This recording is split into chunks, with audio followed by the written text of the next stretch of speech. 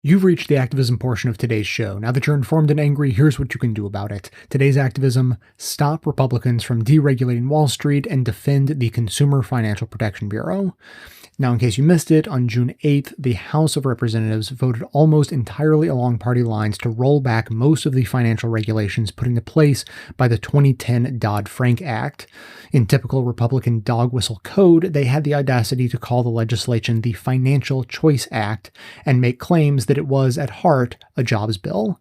And it makes you wonder sometimes how much of their own bullshit they really believe.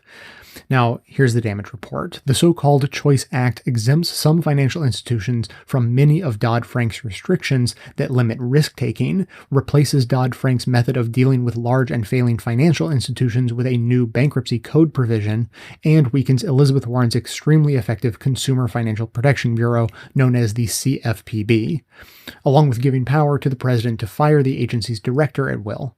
And the cherry on top is the elimination of the Labor Department's fiduciary rule, which aims to protect people with investments from self-serving financial advisors. For more on that rule, I suggest checking out Best of the Left edition 1079 from February 14th.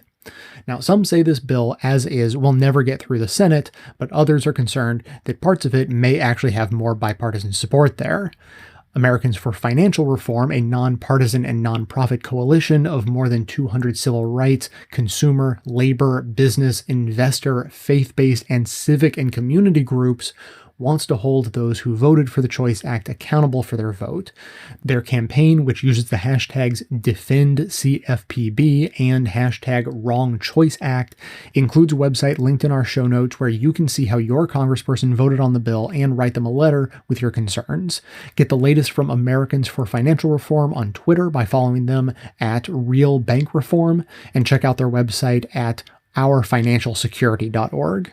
As always, you should call Congress and use all of the resistance tools available to make sure your voice is heard by your representatives and especially your senators who will be weighing in next on this. A quick reminder that our favorite way of calling Congress is through the Stance app, which you can find at takeastance.us. They don't just make it easy to call, but they make sure your message is delivered even when the lines are busy and the voicemails are full. The segment notes include all of the links to this information as well as additional resources, and as always, this and every activism segment we produce is archived and organized under the Activism tab at bestofleft.com. So if protecting citizens and our economy from the greed of Wall Street is important to you, be sure to hit the share buttons to spread the word about stopping Republicans from deregulating Wall Street and defending the CFPB via social media so that others in your network can spread the word too.